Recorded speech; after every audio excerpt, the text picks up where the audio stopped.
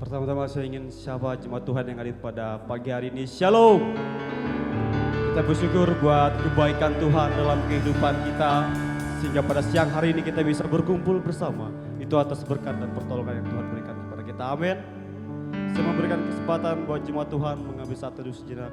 Kita merenungkan kebaikan Tuhan dari hari Senin sehingga pada hari ini Tuhan masih bisa menjaga kita. Terima kasih Tuhan.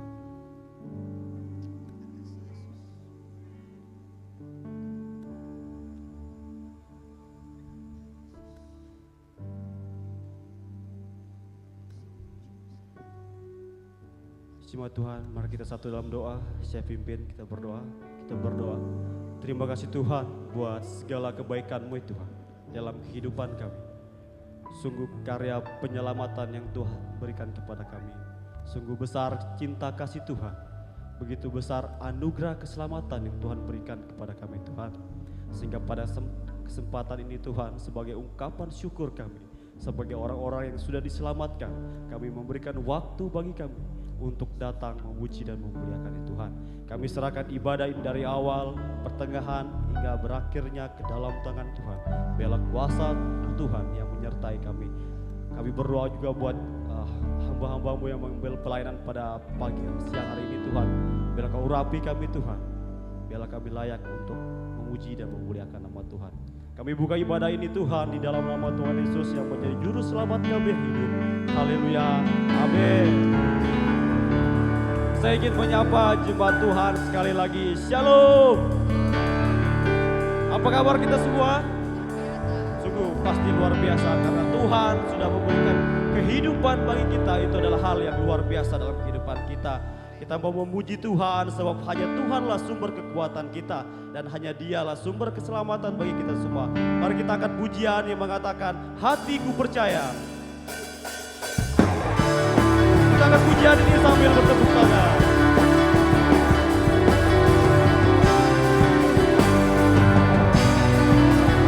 Tuhanlah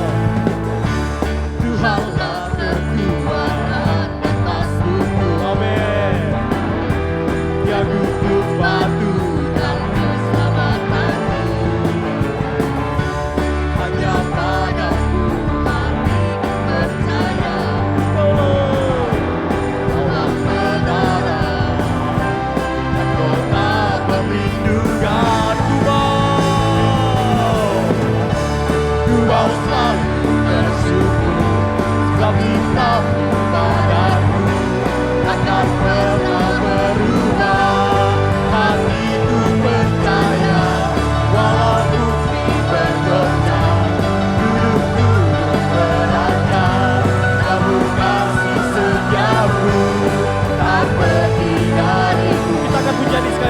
Siapa ngajak jemaat Tuhan untuk berdiri?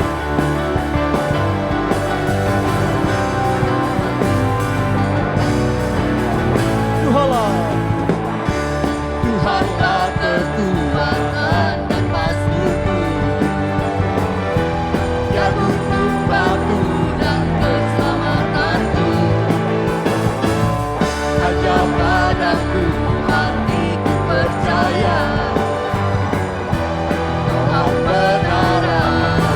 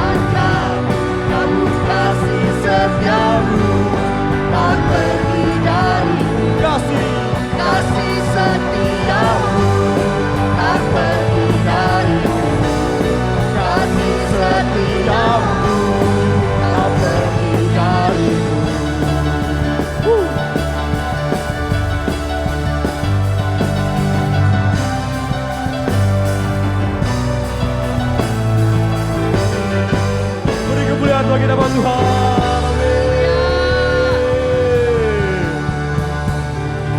Kita terus memuji Tuhan. Mari kita angkat pujian kita sebagai ungkapan syukur kita. Kita akan katakan, Ku diberi kuasa.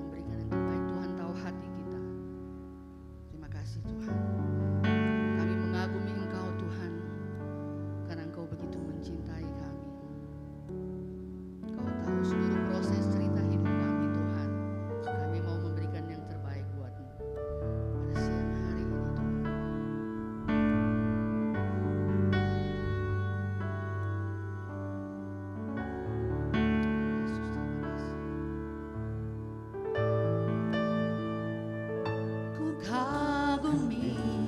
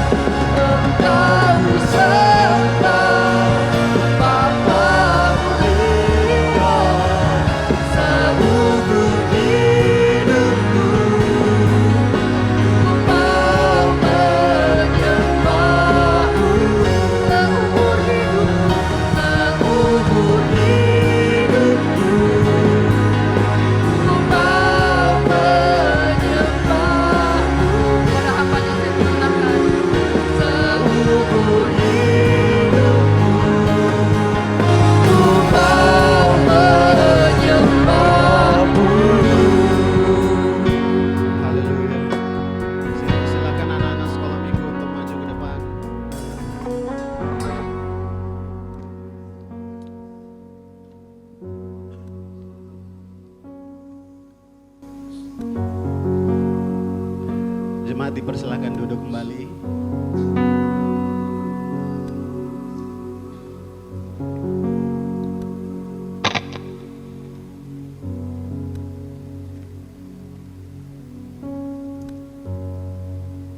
Mari kita berdoa. Bapa, kami mengucap syukur untuk hari ini, karena ini adalah hari yang Tuhan jadikan bagi kami untuk berkumpul di tempat ini, memuji dan memuliakan Tuhan. Dan kami siap untuk mendengarkan kebenaran firman Tuhan. Namun ya Tuhan, ada di depan hamba-Mu, di depan jemaat Tuhan sekalian, ada anak-anak sekolah minggu dengan guru-guru yang akan mengambil kelasnya masing-masing untuk belajar tentang Tuhan dengan bahasa yang dimengerti oleh anak-anak. Tuhan, berbicaralah juga kepada mereka melalui guru-guru sekolah minggu. Biarlah kami di tempat ini dan anak-anak sekolah minggu di tempat mereka sama-sama mendapatkan pesan Tuhan, sehingga pesan Tuhan itu akan sampai ke dalam lubuk hati kami di tanah yang subur, sehingga benih firman Tuhan itu akan bertumbuh 30, 60, bahkan 100 kali lipat. Terima kasih Tuhan, kami siap untuk dengar firman Tuhan bersama-sama. Di dalam nama Yesus Kristus Tuhan, kami berdoa dan siap mendengarkan firman Tuhan. Dalam nama Yesus semua sama-sama dengan saya katakan, amin. Puji Tuhan. Terima kasih tim Praise and Worship, luar biasa. Bapak Ibu Saudara merasakan hadirat Tuhan, amin. Boleh saya lihat tangan-tangan yang diberkati Tuhan hari ini? Haleluya. Mari kita kasih tepuk tangan untuk Tuhan kita. Puji Tuhan. Bapak Ibu yang dikasihi Tuhan, tema kita pada bulan ini berbicara tentang bergaul karib dengan Tuhan. Saya percaya bahwa kita semua mengerti, kita semua memahami tentang apa itu arti kata dari bergaul, dan minggu lalu Bapak Gembala sudah menyampaikan pembahasan tentang bergaul karib dengan Tuhan, dan saya percaya bahwa kebenaran firman Tuhan yang disampaikan itu telah mendapatkan tempat yang istimewa di dalam setiap hati kita, amin. Dan hari ini Bapak Ibu Saudara, tentu saya akan membahas juga tentang bergaul karib dengan Tuhan, dan kita akan melihat bersama-sama kebenaran firman Tuhan, dan di bawah dua pertanyaan yang akan kita jawab secara bersama-sama. Yang pertanyaan pertama adalah mengapa kita bergaul dengan Tuhan? Pertanyaan yang kedua, apa dampak dari pergaulan kita dengan Tuhan? Dampaknya itu kira-kira apa yang akan terjadi dalam hidup kita kalau kita bergaul karib dengan Tuhan? Namun sebelumnya saya mau mulai dengan sebuah cerita. Cerita ini kalau di Papua dibilang cerita mob. Bapak Ibu Saudara, ada seorang anak kecil yang dari SD kelas 6 ya. Jadi dari SD kelas 5 itu dia sudah minta sepeda sama bapaknya. Lalu kemudian karena dia mengikuti sebuah kelas sekolah minggu, kemudian dia mendengar bahwa Tuhan Yesus itu mengasihi dia, Tuhan Yesus menerima dia apa adanya, Tuhan Yesus menebus dia. Nah, anak kecil yang berusia kelas 5 SD ini kemudian tersentuh. Baru dia bilang, wah Tuhan Yesus itu terlalu baik ya. Saya mau jadi seperti Tuhan Yesus. Nah, naik di kelas 6 dia bilang begini, Bapak, bisakah belikan saya sepeda? Terus bapaknya bilang bisa, dengan catatan satu, kamu harus punya nilai yang baik. Dia belajar, singkat cerita dia mendapatkan nilai yang baik di kelasnya. Kemudian dia datang kepada bapaknya, lalu dia katakan begini, Bapak saya sudah dapat nilai yang bagus, sepedanya mana? Bapaknya bilang begini, oh sabar, kayaknya dari kelas 5 itu kok mau jadi kayak Tuhan Yesus ya? Terus dia bilang begini, iya Bapak saya mau jadi kayak Tuhan Yesus. Makanya Bapak kalau lihat ini, guru sebenarnya larang untuk rambut itu agak panjang, tapi saya pelihara rambut nih supaya agak gondrong-gondrong sedikit kayak Tuhan Yesus katanya. Terus bapaknya bilang begini, oh kalau kau mau jadi seperti Tuhan Yesus berarti Bapak tidak jadi beli sepeda. Bah kenapa Bapak? Tuhan Yesus tidak pakai sepeda toh? Jadi kalau kau mau jadi seperti Tuhan Yesus, tidak ada sepeda untuk kau. Bapak Ibu Saudara, tentu kita ketika berbicara dengan bergaul karib dengan Tuhan, ketika kita berbicara poin ini tentu ketika kita bergaul semakin intim, semakin karib, semakin dekat dengan Tuhan, kita akan semakin mengenal Tuhan, dan kita akan menjadi seperti, ya, karakter kita akan berubah seperti yang Tuhan mau, dan tentu kita akan memiliki kasih seperti Yesus. Amin. Untuk itu mari kita akan masuk ke dalam pembahasan yang pertama, mengapa kita bergaul dengan Tuhan. Bagian yang pertama adalah karena kekristenan itu bukan hanya berbicara tentang agama, tapi kekristenan itu berbicara tentang relationship, hubungan. Mari kita lihat kebenaran firman Tuhan di dalam Matius 22 ayatnya yang ke-37 sampai dengan ayatnya yang ke-40. Oke, kita baca bersama-sama. 3. Jawab Yesus kepadanya, kasihilah Tuhan Allahmu dengan segenap hatimu dan dengan segenap jiwamu dan dengan segenap akal budimu. Itulah hukum yang terutama dan yang pertama. Lanjut. Dan hukum yang kedua yang sama dengan itu ialah apa? Kasihilah sesamamu manusia seperti dirimu sendiri. Pada kedua hukum inilah tergantung apa? Seluruh hukum Taurat dan kitab para nabi. Bapak Ibu Saudara, kalau kita berbicara tentang Alkitab dari Kejadian sampai Wahyu, kita akan menemukan 2 poin besar secara umum, yaitu bagaimana kita mengasihi Allah dan bagaimana kita mengasihi sesama. Dan jelas sekali apa yang dikatakan oleh Tuhan Yesus bahwa di dalam 2 hukum inilah terdapat seluruh hukum Taurat. Jadi kalau kita berusaha untuk belajar dan menyelidiki kebenaran firman Tuhan, kita akan menemukan 2 bagian itu. Contoh sederhana yang mungkin bisa kita lihat adalah 10 hukum. 10 hukum yang diberikan Allah kepada Musa sebenarnya itu berbicara tentang 2. Mengasihi Allah dan mengasihi sesama. Hukumnya yang pertama sampai dengan hukum yang keempat itu berbicara tentang bagaimana bangsa Israel itu mengasihi Allah. Lalu kemudian dari hukumnya yang kelima sampai dengan hukumnya yang ke-10 itu berbicara tentang bagaimana bangsa Israel itu menunjukkan kasih kepada sesama. Dan sampai kepada kedatangan Yesus Kristus, Sang Juru Selamat kita, salib adalah gambaran di mana kasih kita harus kepada Allah. Lalu kasih kita juga harus kepada sesama. Jadi saudara, waktu kita berbicara tentang relasi, hubungan, tentu kita akan memahami bagian ini bahwa hubungan kita dengan Tuhan itu harus didasarkan karena cinta. Harus didasarkan karena kasih, bukan karena kita takut sama Tuhan, bukan karena nanti kita takut nanti dihukum sama Tuhan. Bagaimana ya, nanti saya tidak diberkati. No, bukan karena itu. Kita taat, kita datang kepada Tuhan karena we love God. Kita cinta sama Tuhan. Kita sayang, karena rasa cinta yang besar itu yang menggerakkan kemudian hati kita dan menggerakkan seluruh kehidupan kita untuk melakukan sesuatu bagi Tuhan. Lalu Bapak Ibu Saudara, ada bagian yang penting yang disampaikan oleh Yohanes di dalam 1 Yohanes 4 ayatnya yang ke-20. Di sana dikatakan bahwa kalau seseorang mengatakan begini, saya mengasihi Allah, saya angkat tangan, saya tepuk dada, lalu kemudian saya katakan saya mengasihi Allah, betul-betul saya mengasihi Allah. Namun Yohanes katakan kalau dia tidak mengasihi sesamanya, itu adalah apa? Itu sama saja omong kosong, dia adalah pembohong. Mengapa? Karena kasih kepada Allah itu harus sampai kepada sesama kita. Kalau saya katakan saya mengasihi Allah, tetapi kemudian saya tidak mengasihi atau membenci saudara saya, membenci orang tua saya, atau mungkin membenci rekan saya, membenci orang yang menyakiti saya, itu kemudian saya sedang menunjukkan bahwa saya adalah pembohong. Mengapa? Karena kasih kepada Allah itu harus sampai kepada sesama kita. Bapak Ibu Saudara, ada bagian yang menarik dari kebenaran firman Tuhan yang tadi kita baca di dalam Matius 22 ayatnya yang ke-37 sampai dengan ayatnya yang ke-40. Di sana sebenarnya kita kadang mengatakan kita membuat skala prioritas untuk melihat bagian kebenaran firman Tuhan itu. Contohnya seperti begini, oke? Ketika Tuhan Yesus mengatakan mengasihi Allah dengan segenap hatimu, dengan segenap akal budimu, kemudian kita melihatnya dengan skala prioritas, oke? Kayaknya mengasihi Allah itu ada di prioritas paling pertama, lalu kemudian mengasihi sesama seperti diri kita sendiri itu ada di skala prioritas yang kedua. Jadi kita membuat skala prioritas.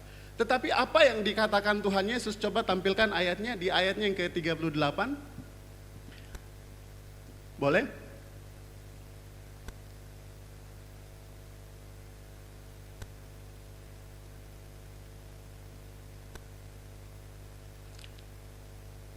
Kita mundur lagi.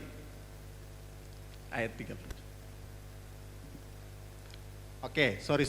Di ayat 39 coba. Nah, dan hukum yang kedua, oke, ini adalah pembahasan berikutnya. Kemudian diteruskan apa? Yang sama dengan itu. Berarti tidak ada yang lebih besar dan tidak ada yang lebih kecil. Dua-duanya itu memiliki nilai yang sama. Mengapa? Karena Tuhan Yesus sendiri katakan, dan hukum yang kedua, karena itu pembahasan yang kedua. Yang apa? Yang sama dengan itu. Artinya porsi nilainya itu sama. Jadi jangan mengasihi Tuhan yang kemudian kita berkuar-kuar, lalu kemudian mengasihi sesamanya kita lebih dingin begitu. Tidak bisa seperti itu. Karena yang sebenarnya terjadi itu seperti yang dikatakan 1 Yohanes 4 ayat yang ke-20 tadi. Ketika seseorang itu mengasihi Allah, maka pada saat yang sama dia akan mengasihi sesamanya. Tidak ada skala prioritas untuk itu. Itu sebabnya Bapak Ibu Saudara, kekristenan itu berbicara tentang relasi, tidak hanya berbicara tentang agama. Agama mengajarkan supaya moral kita harus baik. Agama mengajarkan supaya tutur kata kita harus baik. Agama mengajarkan supaya kita itu punya sopan santun yang baik. Dan itu ada di luar diri kita. Itu yang bisa dilihat oleh sesama kita. Tetapi kekristenan tidak berbicara tentang itu. Kasih yang dari Allah itu sampai kepada diri kita, lalu kemudian perubahan itu terjadi dalam diri kita, lalu kita menunjukkan kasih kepada Allah. Pada saat yang sama kasih kepada Allah itu juga nyata kepada sesama kita. So kita semua, waktu kita katakan kita mau bergaul karib dengan Tuhan, maka ini akan menonjol dalam hidup kita. Kasih kepada Allah yang kemudian kita tunjukkan kepada sesama kita.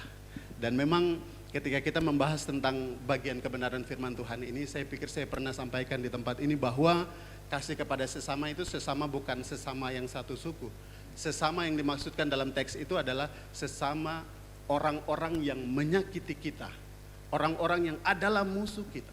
Orang-orang yang sebenarnya tidak layak untuk dikasihi. Tapi sesama yang dimaksudkan dalam Alkitab adalah kepada orang-orang yang sebenarnya tidak layak. Mengapa Tuhan Yesus mengatakan itu?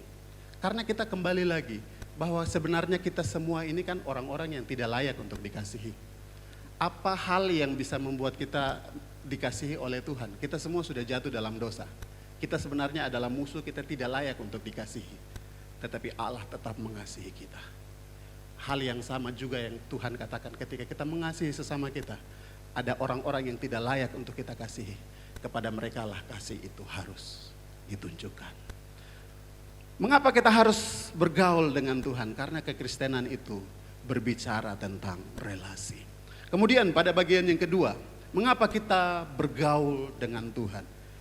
Bagian yang kedua, karena bergaul dengan Tuhan itu adalah kasih karunia. Bergaul dengan Tuhan itu adalah kasih karunia. Efesus 2 ayat yang ke-8 sampai 9.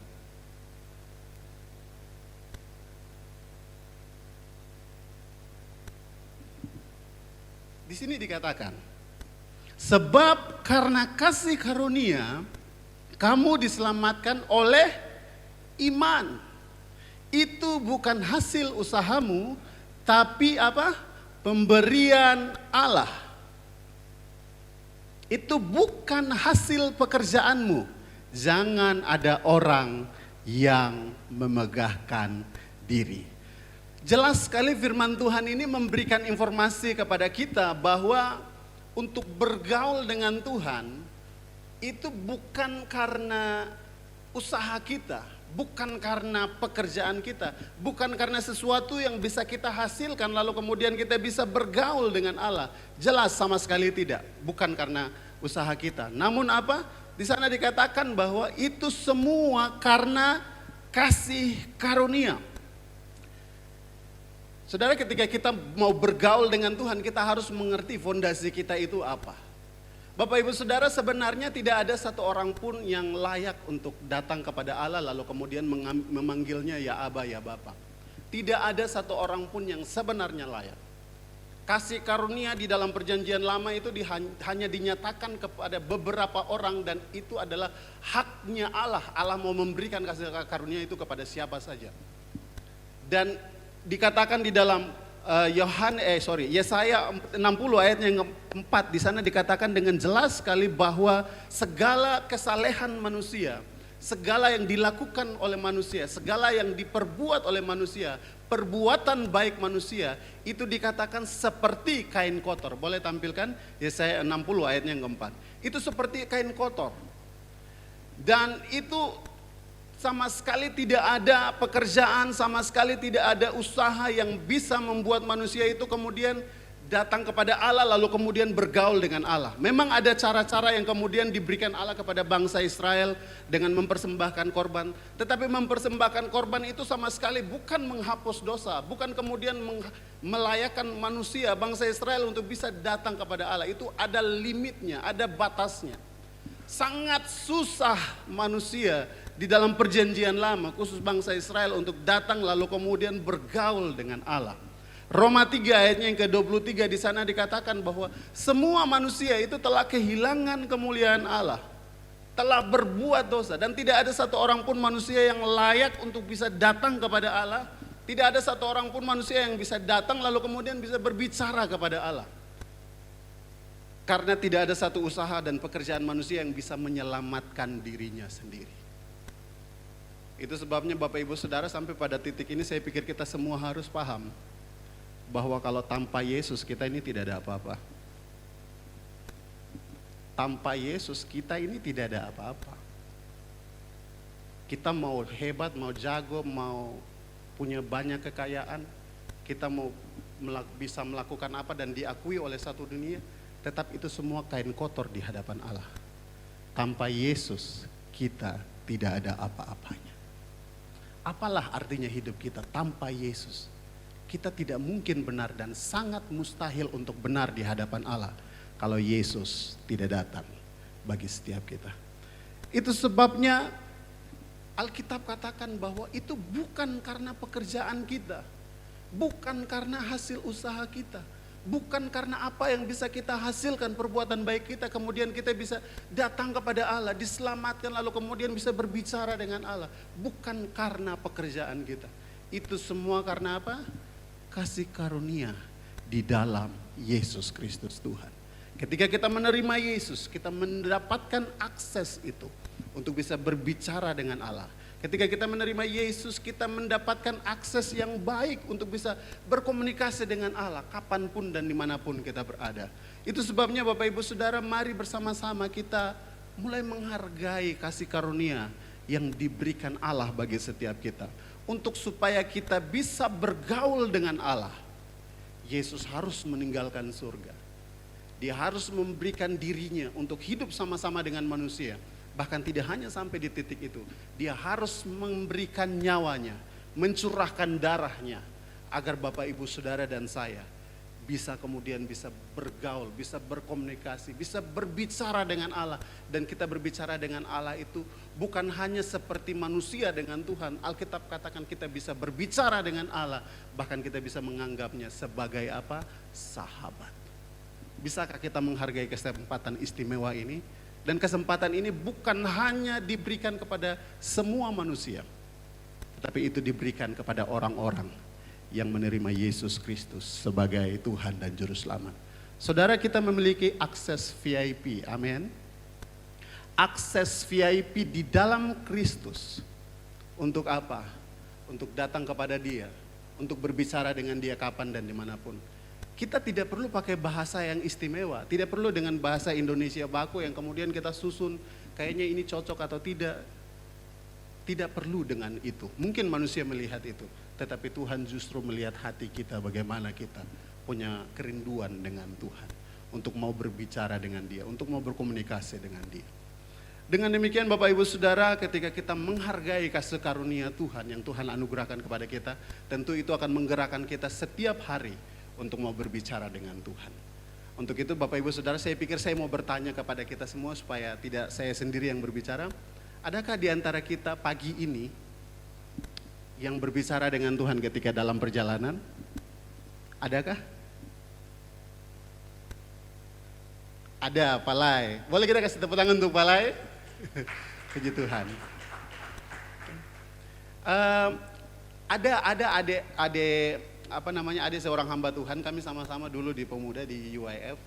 Dia pernah bercerita dan itu selalu ada di dalam ingatan memori saya. Dia bilang begini, kakak, waktu saya mau datang Pemuda itu, karena waktu itu dia jalan dari, kami waktu itu masih di Sungai Sadang. Nah dari kampus, itu kos hijau di belakang kampus, dia mau jalan ke ini ibadah Pemuda waktu itu. Tapi dia lihat begini hujan. Dia bilang, saya pergi ke tidak, masalahnya hujan. Sudah akhirnya dia meyakinkan dirinya untuk pergi. Saudara, waktu dalam perjalanan dia bicara sama Tuhan. Dia bilang begini, Tuhan, bisakah engkau hentikan hujan ini? Saya mau pergi ke ibadah Pemuda. Beberapa detik setelah dia berbicara, itu embun yang tadinya gelap, itu kemudian terang. Dia lihat, betul juga ya, terang. Lalu kemudian dia bilang, kayaknya kebetulan. Waktu jalan dia bilang begini, Tuhan, dia mau uji lagi nih satu kali. Dia bilang, Tuhan, bisakah engkau memberikan saya makan? Maksudnya snack atau apa karena saya belum makan. Waktu dia jalan, dia ketemu dengan dia punya kakak kamar yang keluar dari Indomaret. Dengan bawa ada beberapa snack yang roti-roti kecil itu. Waktu ketemu dia bilang begini, Adek, kok mau kayak ini? Jadi betul-betul dia dikasih makan, maksudnya ada makanan. Baru beberapa detik yang lalu dia minta, dia berjalan lalu kemudian dia dapat itu roti. Dan dia bilang, kakak tadi saya punya kejadian kayak begini. Saya bilang, kok ada uji lagi yang ketiga kali? Tidak kakak, saya hanya 2 saja. Nah Bapak Ibu Saudara, mungkin ini terdengar hal yang biasa saja. Tapi komunikasi kita dengan Tuhan itu sebenarnya punya dampak yang besar dalam hidup kita. Mungkin kita menjalani kehidupan kita dan kita berpikir kita sendiri. Tapi pernahkah kita berpikir bahwa Tuhan itu selalu ada bersama dengan kita? Kalau dia selalu ada bersama dengan kita, kenapa kita tidak ajak ngobrol dengan dia? Kenapa kita tidak bicara, Tuhan saya lagi susah, bisakah engkau bantu untuk menolong? Bicaralah dengan dia seperti seorang sahabat. Mengapa? Karena kasih karunia. Oleh karena Kristus, kita punya akses untuk berbicara dengan dia setiap saat, setiap waktu. Ketika Bapak Ibu Saudara punya usaha, waktu mulai usaha, taruhlah tangan, Tuhan, ini saya punya usaha, engkau tahu semua, berikan saya pembeli. Dalam perkenanan Tuhan, berikan saya pembeli. Waktu ada orang yang datang, kemudian membeli, Tuhan saya tidak mau saya punya barang yang saya jual ini, kualitasnya hanya bertahan sebentar. Tolong buat supaya kualitas ini bisa bertahan lama untuk orang-orang yang beli, supaya mereka merasa puas waktu mereka belanja di sini. Bicaralah sama Tuhan. Bicara sama Tuhan, ngobrol sama Tuhan. Ketika kita sebagai mahasiswa berbicaralah dengan Tuhan. Tuhan saya merasa kurang mampu dengan IQ saya. Atau Tuhan saya merasa kurang mampu dengan biaya. Bisakah engkau menolong saya? Bicaralah sama Tuhan dan lihat bagaimana Tuhan itu berbicara dengan kita. Please, karena Tuhan kita itu hidup, jangan buat dia seperti tidak ada dan mati. Berbicaralah dengan dia. Berbicaralah dengan dia. Mungkin orang mau bicara apa terserah, itu urusan belakang. Tapi ini urusan hubungan kita dengan Tuhan. Ini hubungan relasi kita dengan Tuhan. Kita punya akses untuk berbicara dengan dia. Bicaralah segala sesuatu yang kita mau bicarakan sama Tuhan. Bahkan mungkin hal-hal yang sepele sekalipun, bicarakanlah itu sama Tuhan. Mengapa? Karena dia ada dengan kita. Dia ada bersama dengan kita. Berbicaralah dengan Tuhan dimanapun. Karena di dalam kasih karunia kita punya akses untuk berbicara dengan Tuhan. Lalu kemudian Bapak Ibu Saudara, bagian yang ketiga, mengapa kita harus bergaul dengan Tuhan? Bagian yang ketiga, karena kita membutuhkan Tuhan, bukan berkatnya. Yohanes 10 ayatnya yang ke-11. Mari kita lihat kebenaran firman Tuhan ini. Akulah gembala yang baik. Gembala yang baik memberikan nyawanya bagi domba-dombanya. Oke. Tahan aja di situ. Bapak Ibu Saudara, Alkitab sering memberikan ilustrasi ini ya, gembala dan domba. Untuk menggambarkan gembala itu adalah Tuhan Yesus dan domba itu adalah Bapak Ibu Saudara dan saya. Untuk menggambarkan tentang bagaimana hubungan Tuhan dan manusia, Yesus dan manusia. Nah, Bapak Ibu Saudara, pernahkah mendengar atau pernahkah mencari tahu tentang bagaimana ciri-ciri kehidupan domba itu seperti apa? Saya akan sampaikan. Domba itu memiliki ciri-ciri seperti ini. Domba itu punya kebiasaan untuk hidup bersama-sama dengan komunitasnya. Tetapi ada banyak sekali kelemahan di dalam domba ini. Yaitu domba ini lemah, karena kelemahannya dia tidak bisa melawan musuh. Itu sebabnya yang harus ada di samping dia itu gembala. Karena kalau domba sendiri jalan, ada musuh yang datang kemudian mau menerkam, pasti dia kalah karena dia lemah. Lalu kemudian domba itu memiliki kecenderungan untuk mudah sekali tersesat, mudah sekali hilang. Begitu, makanya harus ada gembala yang jalan dari depan, toh. Jadi kalau misalnya ada domba yang sedikit nakal, gembala kok masuk sedikit, begitu. Jadi masuk ke dalam kawanan domba-domba itu. Kenapa? Karena domba itu mudah sekali hilang, mudah sekali tersesat. Lalu kemudian yang ketiga adalah domba itu karena lemah dan mudah tersesat, dia itu punya ketergantungan. Dia itu punya ketergantungan kepada sang gembala. Kenapa? Karena dia lemah dan mudah sekali untuk tersesat.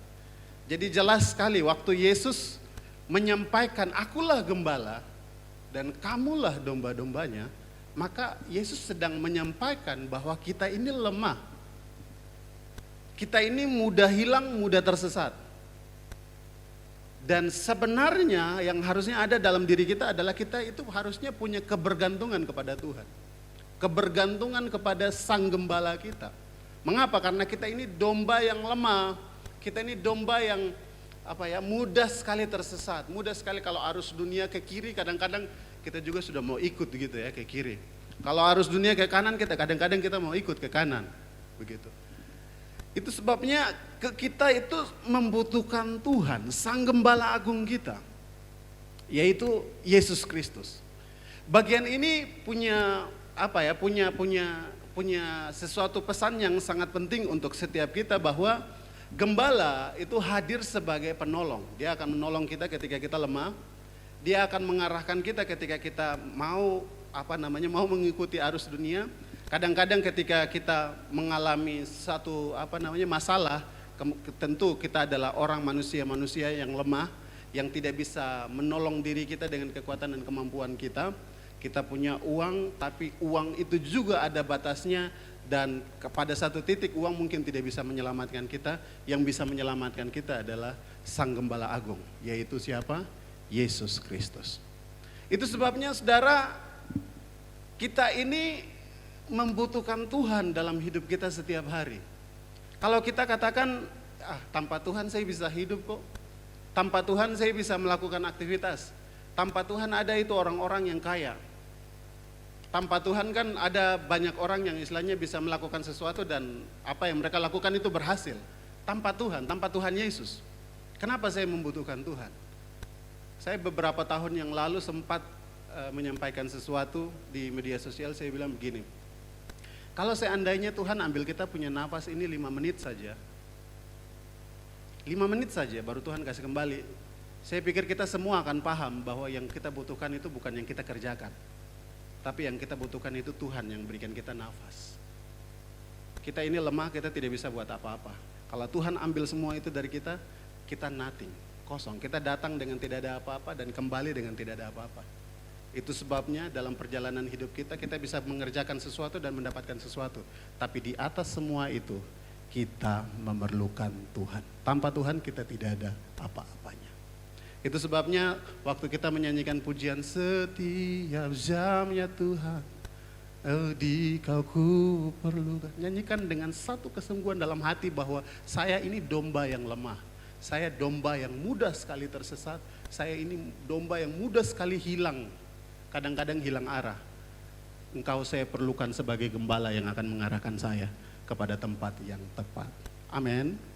Itu sebabnya dalam doa kita bukan hanya berdoa untuk minta berkat. Tapi dalam doa kita kadang-kadang kita harus berdoa. Bukan kadang-kadang ya, kita harusnya berdoa. Karena kita merindukan sang gembala itu yang akan mengarahkan kita kepada tempat yang tepat. Mengapa kita harus bergaul dengan Tuhan? Karena Tuhan adalah Sang Gembala Agung kita yang akan mengarahkan kita kepada tempat yang tepat. Dan Bapak Ibu Saudara, pada pertanyaan yang kedua, dan ini akan cepat saja. Pertanyaan yang kedua, apa dampak dari kita bergaul dengan Tuhan? Dampak yang pertama yang akan kita rasakan adalah kita akan memiliki iman, kepercayaan, kehidupan kita akan berbeda. Boleh kita melihat di dalam 2 Korintus 3 ayat yang ketiga. 2 Korintus 3 ayat yang ketiga, di sana dikatakan, karena telah ternyata bahwa kamu adalah surat Kristus yang ditulis oleh pelayanan kami, ditulis bukan dengan tinta, tetapi dengan roh dari Allah yang hidup, bukan pada loh-loh batu, melainkan pada loh-loh daging, yaitu di dalam hati manusia. Ini yang saya katakan tadi, itu akan merubah kita dari dalam. Ketika kita punya hubungan yang intim dengan Tuhan, kita membangun komunikasi dengan Tuhan, kita bicara dengan Tuhan, kita menyiapkan waktu untuk dengar firman Tuhan, yang terjadi dalam diri kita adalah perubahan itu akan terjadi dari dalam hati kita. Seperti yang disampaikan oleh Bapak Gembala beberapa minggu yang lalu, bahwa Tuhan memberikan kepada kita hati yang baru.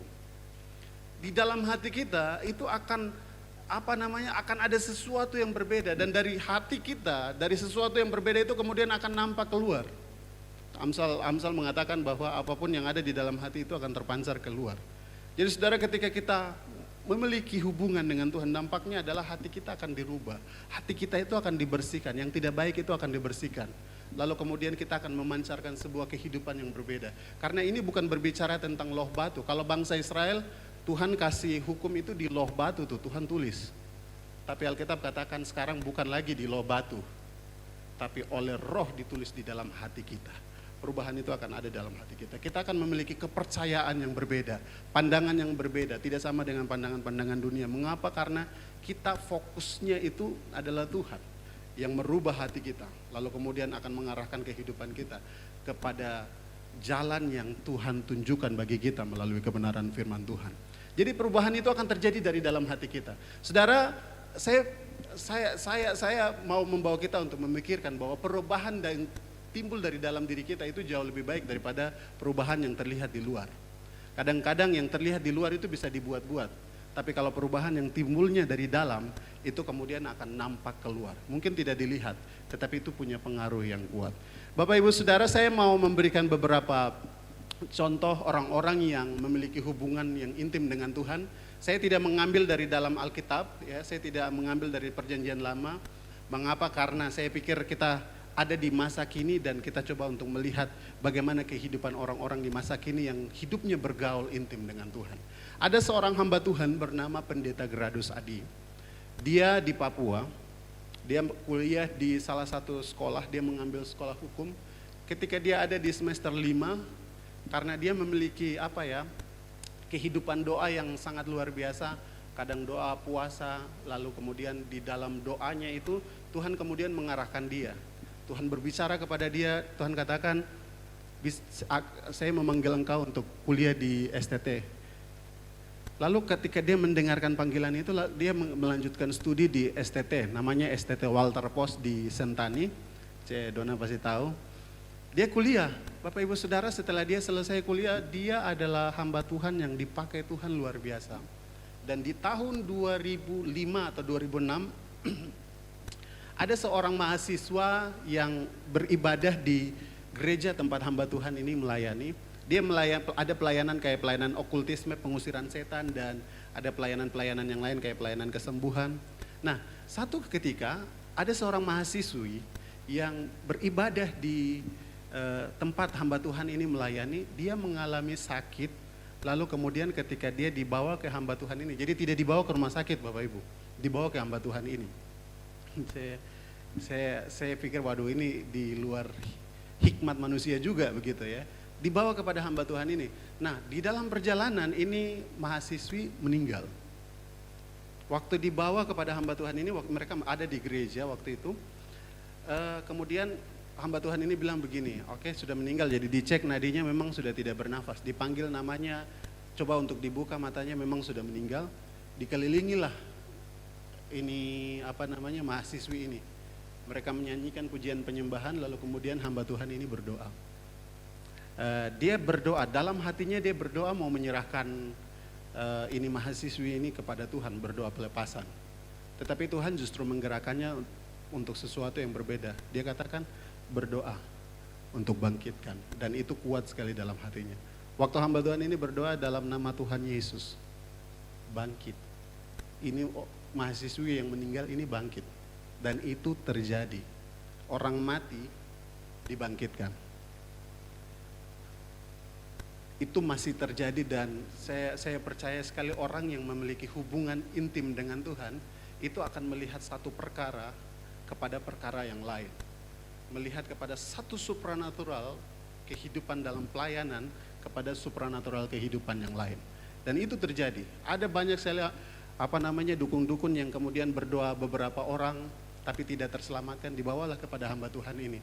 Hamba Tuhan ini tidak keluar dari rumahnya. Waktu dibawa ke rumahnya, itu orang-orang yang tidak bisa disembuhkan itu merayap. Lalu hamba Tuhan ini katakan dalam nama Yesus keluar, semua keluar. Dan itu banyak, dan itu sudah sering sekali terjadi. Makanya waktu ini mahasiswi sakit, mereka tidak bawa ke dokter, mereka bawa langsung datang kepada hamba Tuhan ini. Orang yang bergaul dengan Tuhan. Ada satu lagi seorang hamba Tuhan bernama Antipas Laana, pendeta Antipas Laana, yang dipakai Tuhan dengan sangat luar biasa, hubungannya yang intim dengan Tuhan, itu kemudian membawa dia kepada perkara-perkara yang ajaib.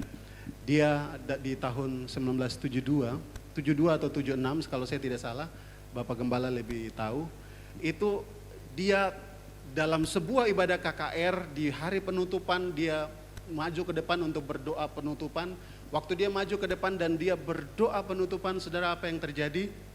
Semua orang di dalam ruangan itu kepenuhan Roh Kudus. Waktu semua orang di dalam ruangan itu kepenuhan Roh Kudus, mereka beribadah itu dari yang jam 9 malam sampai tiba lagi besoknya jam 9 malam. Dan itu perkara yang hebat terjadi. Orang-orang yang tidak selesai SD, waktu diperintahkan untuk mereka menyampaikan kebenaran firman Tuhan, bahasa Indonesia mereka baku dan terlatih.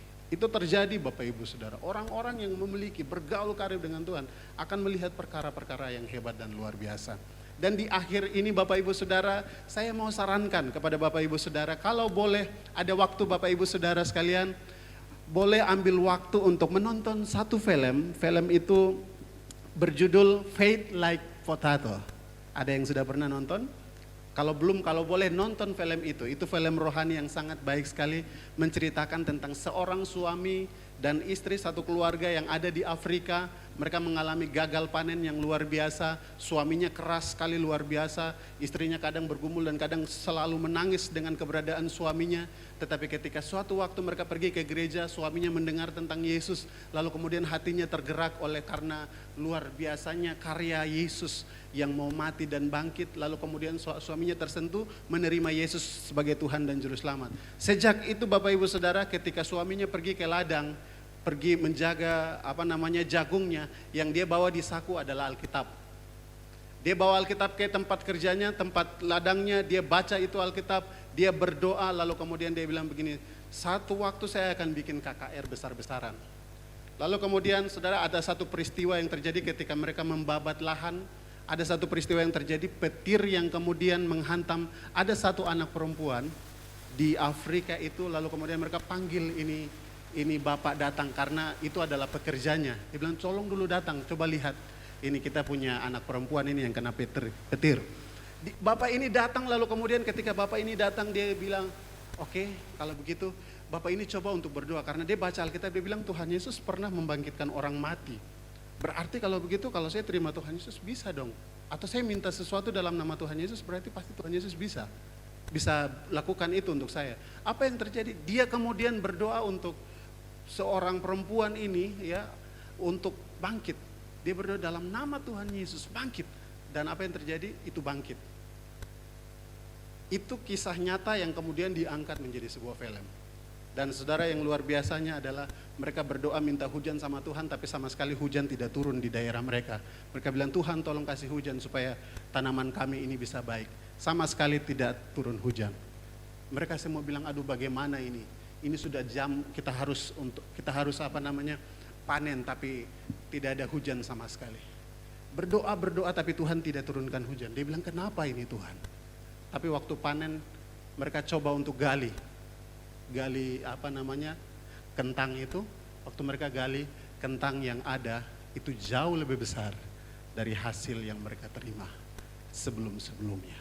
Jadi Tuhan jawaban doa mereka tidak seperti yang mereka pikirkan. Orang yang bergaul dengan Tuhan itu akan melihat sesuatu pengalaman yang luar biasa kepada pengalaman yang luar biasa. Bapak Ibu Saudara, mari kita bangun hubungan dengan Tuhan. Bukan karena kita mau melihat satu perkara yang besar kepada perkara besar yang lain, bukan. Tetapi kita sadar bahwa tanpa Tuhan itu kita tidak ada apa-apanya. Itu sebabnya kita membutuhkan Tuhan. Mujizat karunia memang tidak jauh lebih besar dari Tuhan yang kita sembah. Tetapi ketika kita menyembah Tuhan, mujizat dan karunia itu akan mengikuti kita dari belakang. Amin. Mari kita datang di hadapan Tuhan.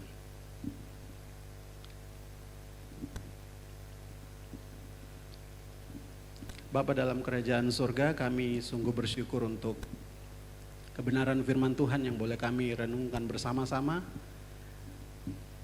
Kami menyadari bahwa kami ini adalah domba yang lemah, domba yang mudah hilang dan tersesat.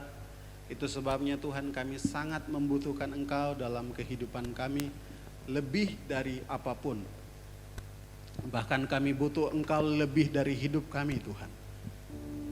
Itu sebabnya Tuhan, kami berdoa di dalam nama Tuhan Yesus Kristus. Biarlah kebenaran firman Tuhan ini akan mendapatkan tempat yang istimewa di dalam hati kami untuk membuat kami mengasihi Engkau sebagai Tuhan dan Juru Selamat kami yang hidup, dan akan membawa kami kepada kasih kepada sesama. Lalu kemudian setiap hari kami akan menunjukkan bahwa kami membutuhkan Engkau di dalam setiap hal dalam hidup kami.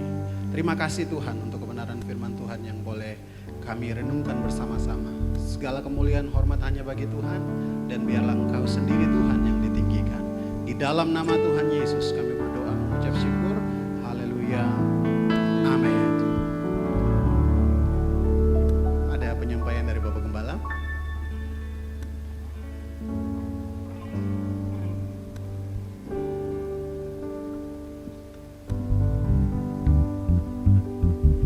Shalom, selamat siang. Saudara diberkati oleh firman Tuhan. Amin. Yang diberkati boleh lambaikan tangan, tepuk tangan buat Tuhan kita. Firman Tuhan yang luar biasa, firman Tuhan yang meneguhkan kita, menguatkan kita agar kita semakin hari semakin karib bergaul dengan Tuhan. Terima kasih buat hambanya, Tuhan Yesus memberkati. Pada kesempatan ini kita akan bersama-sama masuk dalam pelantikan pengurus pemuda. Jadi untuk Bapak Ibu jemaat Tuhan ketahui bahwa apa yang kita gumuli selama ini Tuhan sudah buka dan terus membuka agar pelayanan pemuda bisa dimulai. Oleh karena itu saya mengundang pengurus pemuda, saya akan membacanya, dan ketika saya membaca saudara bisa mengambil tempat di depan menghadap ke saya. Yang pertama ketua saudara Indrianus, sekretaris saudara Jessica, bendahara saudara Teda, seksi ibadah saudara Neni masih di sekolah minggu. Wow, sekolah minggu hari ini lebih lama daripada jemaat ya. Firman Tuhannya ya, mereka dengar lebih lama dari kita ya. Kemudian saudara Mibi Sevanya dari seksi ibadah, saudara Ripka seksi musik, saudara Destian Gilbert,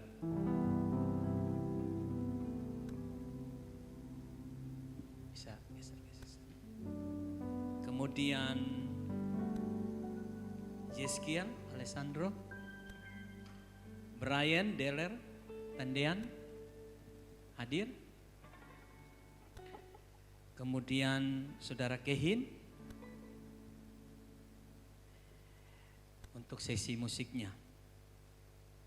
Seksi dokumentasi dan multimedia, Jeremy. Ada Saudara Yafet. Bisa maju? Hati-hati. Jesslyn. Meli.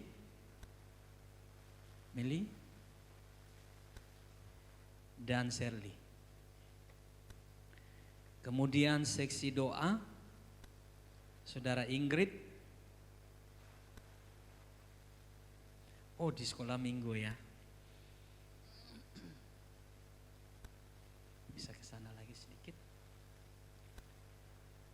Saudara Desi Natalina. Sekolah minggu juga. Ada. Kemudian pemerhati atau bagian seksi untuk caring, Saudara Delpin. Sekolah minggu juga. Ardin. Mana Ardin? Puji Tuhan. Baik, saudara-saudara yang sudah maju ke depan telah menerima tanggung jawab untuk melayani di Komisi Pemuda. Untuk itu sebelum saya mendoakan saudara, saya mengundang hamba Tuhan, para BPJ untuk maju ke depan, bisa berdiri di depan mereka. Kita akan mengangkat tangan mengurapi mereka. Di tengah sini.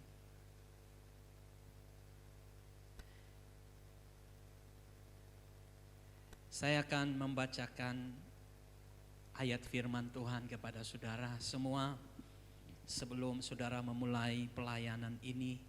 Pelayanan Unlimited Youth Fellowship sudah berjalan seiring dengan pelayanan gereja. Untuk itu kita akan memulai sesuatu yang baru. Tuhan menaruh beban di hati saya untuk memulai pelayanan pemuda, oleh karena banyak pemuda-pemudi yang di luar sana yang belum mengenal Tuhan. Mereka terikat, terbelenggu oleh berbagai macam dosa dan kejahatan. Untuk itu mari kita mulai pelayanan ini dengan satu tujuan, untuk kemuliaan Tuhan, membawa jiwa-jiwa anak-anak muda datang kepada Tuhan. Untuk itu dengarlah firman Tuhan di dalam 1 Timotius pasal 4 ayat 12 sampai ayat 16. Firman Tuhan berkata, jangan seorang pun menganggap engkau rendah karena engkau muda. Jadilah teladan bagi orang-orang percaya dalam perkataanmu, dalam tingkah lakumu, dalam kasihmu, dalam kesetiaanmu, dan dalam kesucianmu. Sementara itu sampai aku datang, bertekunlah dalam membaca kitab-kitab suci, dalam membangun dan dalam mengajar. Jangan lalai dalam mempergunakan karunia yang ada padamu, yang telah diberikan kepadamu oleh nubuat dan dengan penumpangan tangan sidang penatua. Perhatikanlah semua itu, hiduplah di dalamnya, supaya kemajuanmu nyata kepada semua orang. Awasilah dirimu sendiri dan awasilah ajaranmu. Bertekunlah dalam semuanya itu, karena dengan berbuat demikian engkau akan menyelamatkan dirimu dan semua orang yang mendengar engkau. Saya ingin memberikan informasi kepada kita semua bahwa kalau Tuhan kehendaki pada 2 minggu yang akan datang, kalau saya melihat tanggal di kalender saya, yaitu pada hari Sabtu tanggal 21 pelayanan pemuda akan mulai berjalan. Dan Tuhan telah menuntun kita untuk berbicara dengan salah satu hotel di kota ini, yaitu Hotel Dewan. Dan hari Selasa kami pengurus akan berjumpa dengan marketingnya untuk memfikskan penyewaan tempat untuk ibadah pemuda. Untuk itu Bapak Ibu, kami sangat meminta dukungan Bapak Ibu Saudara bahwa ibadah di hotel ini membutuhkan biaya. Ya, oleh sebab itu jemaat Tuhan, mari kita dukung pelayanan ini, kita beri yang terbaik sehingga pelayanan pemuda boleh dapat berjalan dengan baik. Baik, kita akan berdoa. Saya undang jemaat Tuhan untuk berdiri. Ya, mari kita semua berdiri bersama-sama. Kita angkat tangan kita, yang mau didoakan angkat tangan di hadapan Tuhan. Puji Tuhan, haleluya. Terima kasih Tuhan. Bapa Sorgawi, Bapa yang kami panggil di dalam nama Yesus, berdiri di hadapan-Mu dan di hadapan jemaat-Mu. Anak-anak muda yang telah mengambil komitmen untuk membawa hidup dan waktu mereka untuk melayani Tuhan, secara khusus pelayanan di Komisi Pemuda. Kami tahu Tuhan bahwa ini bukan pekerjaan manusia. Ini adalah pekerjaan Tuhan yang telah Tuhan percayakan kepada kami semua. Untuk itu Bapa, kami hamba-hamba Tuhan yang telah Engkau teguhkan, baik itu gembala, badan, pengurus jemaat, dan semua hamba-hamba Tuhan yang mengangkat tangan, bahkan jemaat Tuhan yang sedang mengangkat tangan memohon berkat Tuhan atas semua anak-anak-Mu, para pemuda yang telah terpilih untuk dapat melayani Tuhan di Komisi Pemuda ini. Itu sebabnya Bapa, biarlah berkat daripada Allah Bapa, Putra dan Roh Kudus turun melimpah atas mereka, memenuhi setiap pribadi mereka, mulai dari ketua, bendahara, sekretaris, koordinator dan semua anggota.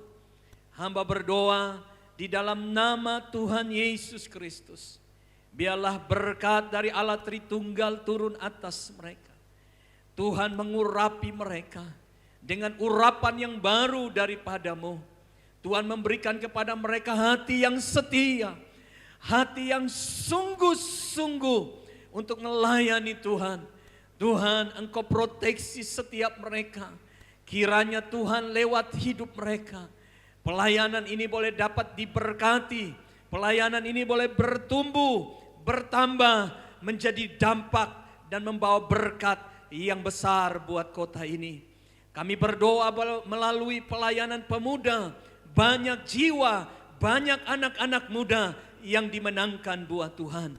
Itu sebabnya Bapa, kami minta kesatuan hati di antara mereka. Mereka boleh bersatu hati, sehati, sepikir, sejiwa. Mereka bergandengan tangan melayani Tuhan. Dan biarlah sungguh Tuhan, kemuliaan Tuhan nyata di dalam kesatuan mereka. Terima kasih Bapa, kami utus mereka, kami lantik dan kami utus mereka hanya di dalam nama Bapa, Putra dan Roh Kudus. Di dalam nama Yesus Tuhan kami, setiap kita yang percaya katakan amin. Puji Tuhan. Baik, boleh menghadap ke jemaat. Jemaat silakan duduk kembali. Inilah mereka, Bapak Ibu doakan mereka. Lewat mereka pelayanan pemuda akan berkembang. Dukunglah mereka, doakan. Dan biarlah mereka ini menjadi bahagian dalam keluarga besar Unlimited Youth Fellowship, menjadi bagian dari keluarga kita semua. Mari hamba-hamba Tuhan kita berikan salam buat mereka. Mulai dari ujung. Boleh menghadap tetap ke sana. Iya. Puji Tuhan, selamat melayani ya, Tuhan memberkati.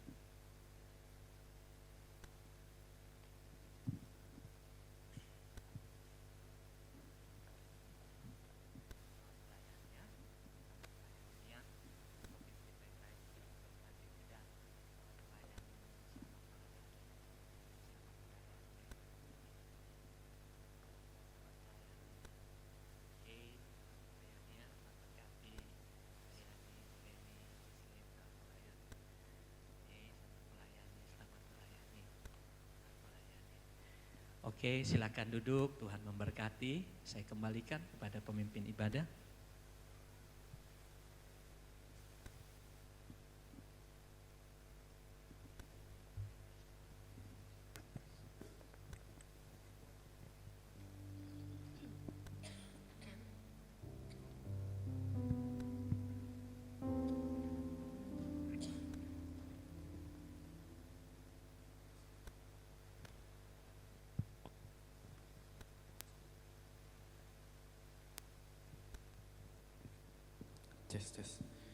Puji Tuhan untuk kebenaran firman Tuhan yang telah kita dengarkan. Kiranya firman Tuhan ini tidak berlalu begitu saja, namun tertanam di dalam hati kita dan bertumbuh di dalam kehidupan kita. Sebelum kita memberikan persembahan kita, saya akan membacakan satu ayat firman Tuhan yang terdapat di dalam Maliaki pasal 3 ayatnya yang ke-10. Firman Tuhan berkata, "Bawalah seluruh persembahan persepuluhan itu ke dalam rumah perbendaharaan, supaya ada persediaan makanan di rumahku, dan ujilah aku, firman Tuhan semesta alam. Apakah aku tidak membukakan bagimu tingkap-tingkap langit dan mencurahkan berkat kepadamu sampai berkelimpahan?" Kita berdoa. Bapa, kami datang kepadamu pada siang hari ini. Kami mengucap syukur untuk waktu yang indah Tuhan berikan kepada kami semua. Kami bisa berkumpul kembali, bersekutu bersama, memuji dan mempermuliakan nama Tuhan, mendengarkan kebenaran firman Tuhan yang selalu menguatkan kami, Tuhan Yesus. Sebentar kami akan memberikan persembahan kami, Tuhan. Kami berdoa kiranya apa yang kami berikan ini betul-betul datang dari lubuk hati kami yang terdalam sebagai bentuk ucapan syukur kami kepada apa yang telah Tuhan berikan kepada kami. Kami sadar apa yang kami berikan ini tidak dapat membalas kebaikan Tuhan, tapi kami mau Tuhan Yesus, lewat apa yang kami berikan, pekerjaan Tuhan di dalam dunia ini boleh dilancarkan, Tuhan Yesus. Berdoa untuk firman Tuhan yang barusan telah kami dengarkan. Kiranya apa yang kami dengarkan tidak berlalu begitu saja, namun terus menguatkan kami, bertumbuh di dalam hati kami. Berdoa untuk hambanya, kiranya Tuhan terus memberkati di dalam pelayanan dan keluarganya, memberikan kesehatan senantiasa, dan Tuhan memakai lebih luar biasa lagi, Tuhan Yesus. Kami serahkan semuanya ke dalam tangan Tuhan, di dalam nama Tuhan Yesus. Amin.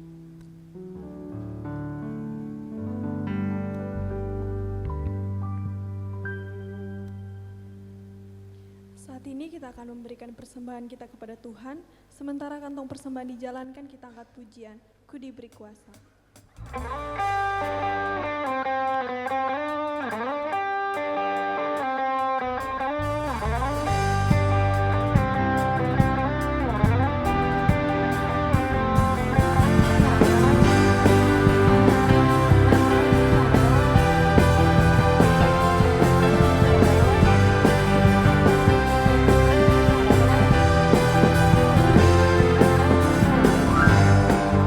Kuasa wajah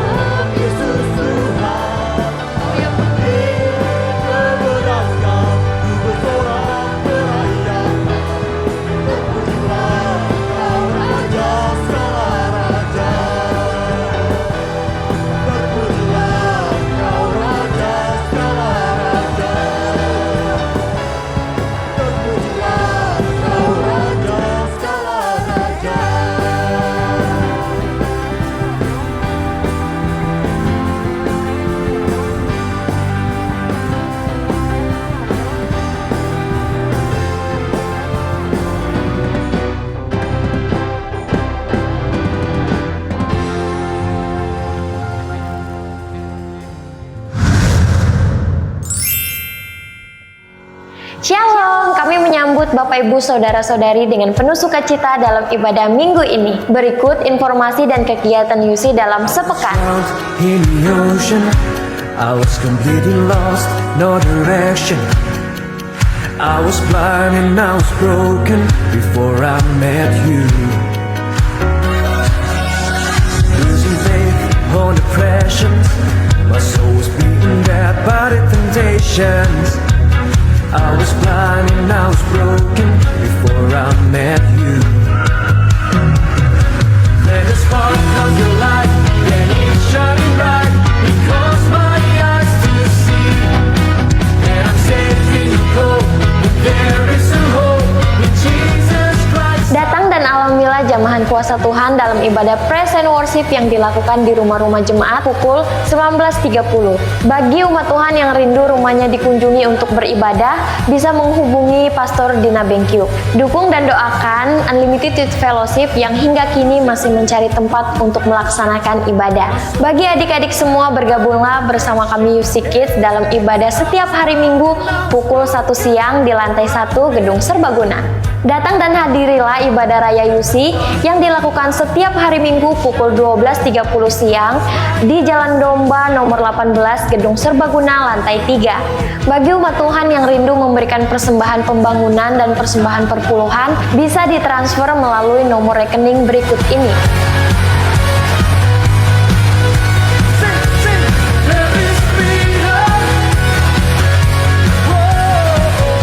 Bagi Bapak Ibu Saudara-saudari yang membutuhkan pelayanan pastoral, informasi pelayanan, atau yang mau terlibat dalam pelayanan, bisa menghubungi nomor hamba-hamba Tuhan berikut ini. From the sin, freedom from the shame. There is freedom in Jesus Christ.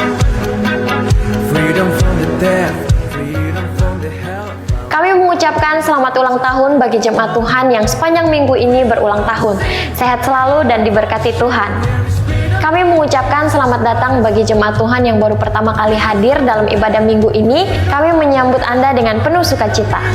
Sekian informasi dan kegiatan UC dalam sepekan. Sampai ketemu minggu depan. Tuhan Yesus memberkati. Close my eyes to see, and I'm safe in the cold. There is a hope.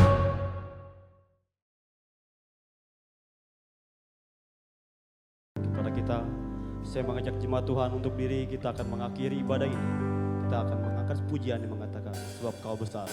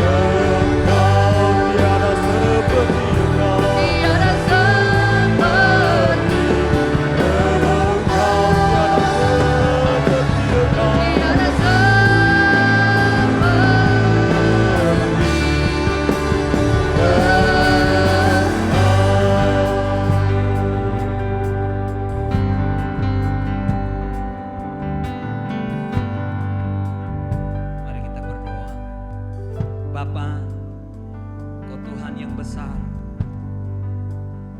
Kau Tuhan yang terlalu ajaib bagi kami. Terima kasih buat kehadiran-Mu di tengah-tengah kami. Kau telah menjamah dan memulihkan kami, menguatkan kami. Dan kami percaya sesulit apapun jalan kami, Tuhan ada dan selalu ada buat kami. Dan banyak perkara-perkara besar akan Tuhan nyatakan dalam kehidupan kami. Berkati umat-Mu yang hadir hari ini. Mereka akan pulang, mereka akan melakukan aktivitas hidup mereka sepanjang minggu ini. Biarlah berkat Tuhan menyertai mereka. Berkat Tuhan melimpah atas mereka. Umat Tuhan yang dikasihi Tuhan, arahkanlah hatimu kepada Allah. Bentangkan tanganmu, percayalah kepada firman-Nya, dan terimalah berkat daripadanya. Kiranya berkat anugerah dari Allah Bapa, kasih yang kekal, kasih yang tak berkesudahan, kasih yang menyelamatkan saya dan saudara di dalam Kristus Yesus, dan oleh kekuatan, kuasa, urapan hikmat, otoritas di dalam Tuhan Roh Kudus, kiranya turun berkat Allah Tritunggal atasmu, memberkati engkau kemanapun engkau pergi dan apapun yang engkau lakukan. Tuhan senantiasa menyertai engkau, menjauhkan engkau dari segala malapetaka dan mara bahaya. Tuhan akan membentengi engkau, dan biarlah melalui hidupmu nama Tuhan dipermuliakan. Keluargamu diberkati, kesehatanmu diberkati, usaha pekerjaanmu diberkati, studi pelayananmu diberkati, anak cucumu diberkati. Engkau naik dan bukan turun, engkau beruntung, engkau diberkati. Di dalam nama Tuhan Yesus Kristus, setiap kita yang terima berkat-Nya, mari dengan iman katakan amin. Besar anugerah-Mu Tuhan,